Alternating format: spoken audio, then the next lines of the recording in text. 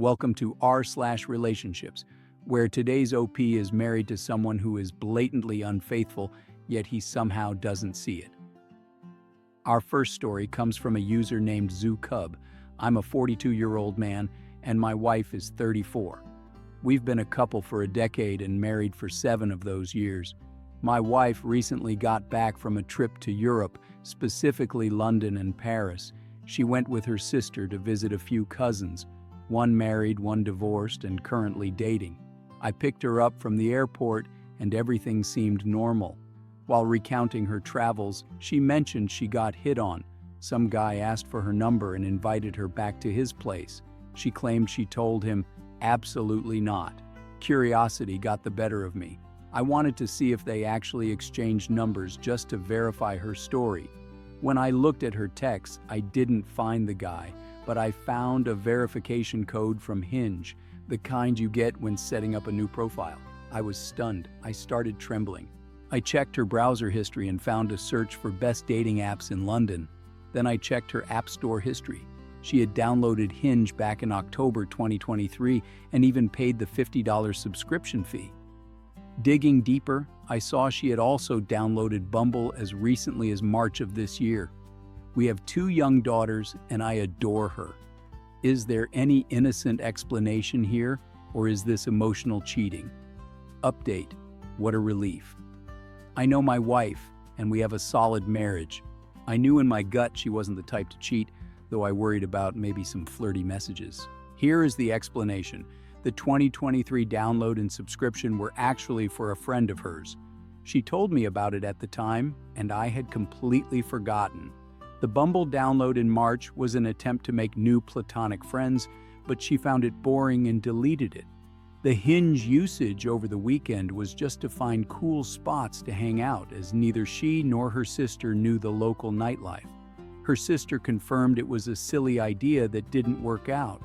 I know people will call me naive, but I never truly believed she would betray me. When we talked, she didn't act guilty at all, just confused. Thanks to everyone for the advice. Okay, OP, I want the best for you, but you aren't just naive. You're living in denial. Nobody downloads Hinge and Bumble to find buddies, unless you mean bed buddies. But hey, whatever helps you sleep at night, your wife is definitely stepping out on you. Who pays a monthly premium subscription just to find platonic friends? Give me a break. Our next post is from New Duck. I'm writing this from inside my bathroom because I am hiding from my own shame. I feel like I'm losing my mind. I'm 27 and my girlfriend is 26. We've been together for 3 years. She is the most thoughtful human being alive. She remembers everything: anniversaries, distant relatives' names, my food preferences. I, however, have a memory like a sieve. My brain feels like a web browser with 50 frozen tabs. Knowing this, I tried to get ahead of the game this year. 2 months ago, I bought the ultimate gift, a vintage, first edition copy of her favorite book, The Princess Bride. It was incredibly hard to track down. I was so proud of myself. The issue is, because I bought it so early, I hid it in a safe place so she wouldn't stumble upon it while cleaning. I told myself, this spot is genius. I'll never forget this.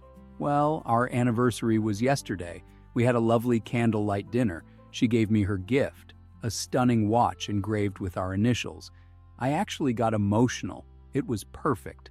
Then it was my turn. I walked to the bedroom to retrieve the book, and my mind went blank. Total static. I checked the closet. Empty. Under the bed? Nothing. The toolbox? Why would it be there? Checked anyway. Nothing.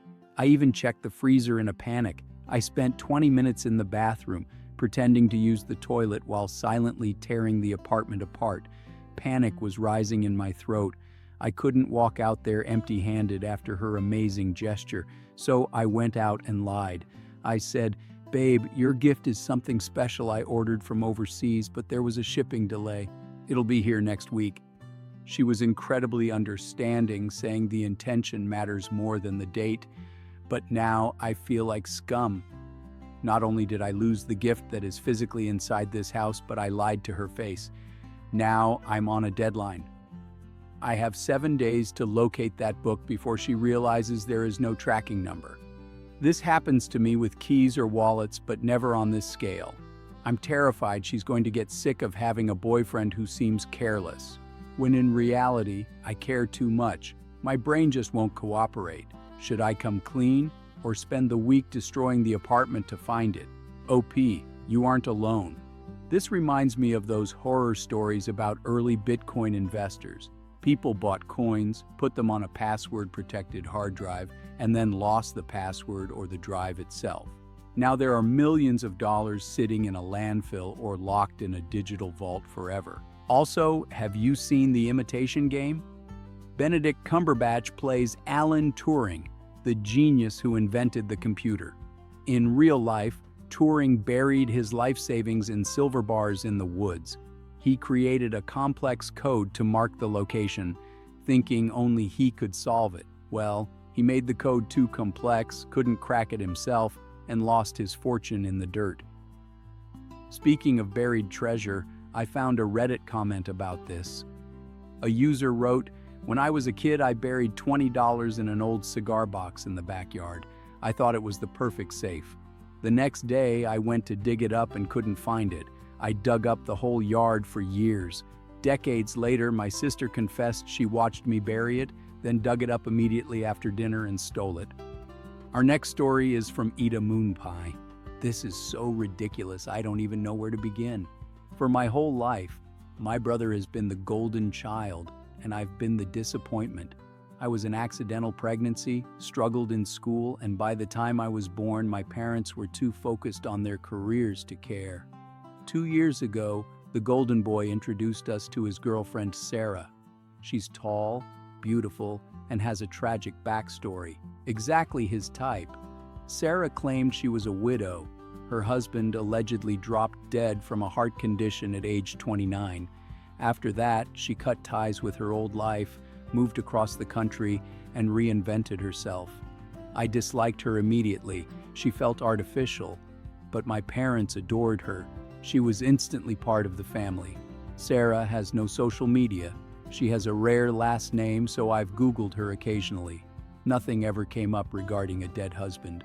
Whenever you ask about him, she tears up, and my brother shuts down the conversation.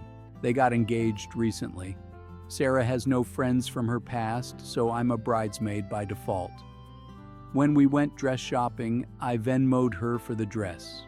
Curiosity struck, and I scrolled through her transaction history. It went back years. I saw a payment from a guy that looked like a reimbursement for utilities.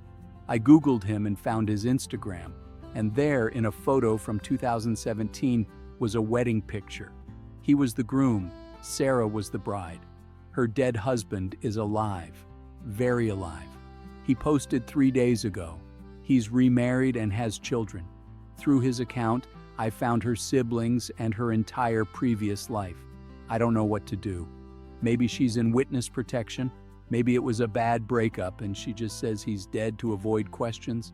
Do I tell my brother? I've screenshotted everything. OP, honestly? I would stay out of it. Just accept that she's a liar and the situation is bizarre, but move on. It's juicy gossip, sure, but interfering will only blow up in your face. You've shared it on Reddit. Let that be your catharsis. Our next post is from Salt Lamp Liquor. A few weeks ago, my partner and I discovered I was about 5 weeks pregnant. We are financially unstable. I'm a student, and he lost his job in August. We decided to terminate the pregnancy. The pills arrived on Wednesday. I planned to take them Thursday night. I was already feeling terrible, vomiting and nauseous, so I missed classes. My partner was physically present but emotionally absent, stressing about money while I was suffering. Thursday night, I prepared to take the medication. The instructions explicitly said to take ibuprofen and Tylenol beforehand to manage the pain. My partner didn't give me the full dose of ibuprofen and told me to use his weed pen instead of Tylenol. I was nervous to deviate from the medical instructions, but I trusted him. I regretted that deeply. The pain was immediate and blinding. It was the worst agony of my life. I was shaking violently and vomiting. I begged for the Tylenol, which he finally gave me, but it was too late to help. 4 hours in, around 2 a.m., I reached my breaking point. I begged him to take me to the ER for stronger pain relief and to make sure I was okay. We had wanted to keep this private, but I was scared and in too much pain to care anymore. He snapped. He started yelling, refusing to take me. I was lying on the floor, unable to move, crying and begging. I told him I'd call my mom or an ambulance if he wouldn't help. He stomped around the room, gathering clothes, standing over me with clenched fists, yelling at me to just wait it out. I ended up staying home. Miraculously, the pain subsided enough for me to sleep shortly after.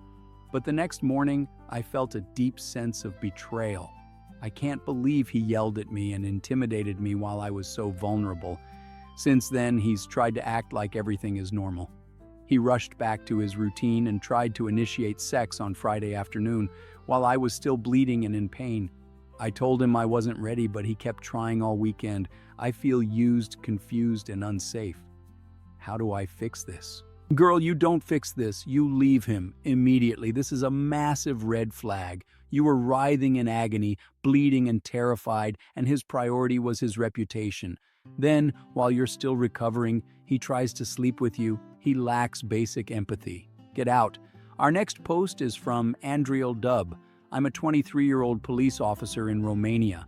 I make a decent salary for my age. I've been with my girlfriend, 18, for 7 months. She comes from a poor village and has a difficult family situation, but she is the most loyal, resilient person I know. She never asks for money and tries to shield me from her family's drama. My father and twin brother despise her. They claim she is low status and dragging me down. My brother literally tracks my location and reports to our dad if I spend too much time with her. They recently staged an intervention, citing village gossip from when she was 14 as proof she's bad news. They also claimed she's controlling because she once called me in a panic after accidentally breaking a window asking for help. My dad overheard and claimed she treats me like a slave. I sat down yesterday and audited my life. I realized I am being financially abused. My twin brother is an unemployed wedding DJ. He makes cash under the table but hoards it. He lives at home, drives a luxury car my parents pay for, and contributes nothing. I pay his phone bill. I buy the groceries. I pay for takeout. I lend him money he barely pays back. He treats me like an ATM while judging my life. Meanwhile, I drive a beat-up car I spent $2,000 fixing myself because my dad refuses to maintain it. I have zero savings because I'm funding my brother's lifestyle. My mom used to be my ally. She helped me find a cheap apartment, but now she's insisting my twin brother moves in with me to leave the nest. She's also started repeating my dad's insults about my girlfriend to keep the peace. I feel trapped. I have the keys to my new place. I've decided to stop paying for my brother, stop buying food for the house, and move out alone. But I'm terrified they will paint me as the villain for abandoning my twin. Would it really be so bad to damage your relationship with these people? They don't respect you, your girlfriend, or your autonomy. They sound like selfish leeches. You're 23. It's time to cut the cord and live your own life. That was our relationships. If you enjoyed this, check out my podcast where I upload these exact episodes. Don't forget to subscribe for new Reddit stories every single day.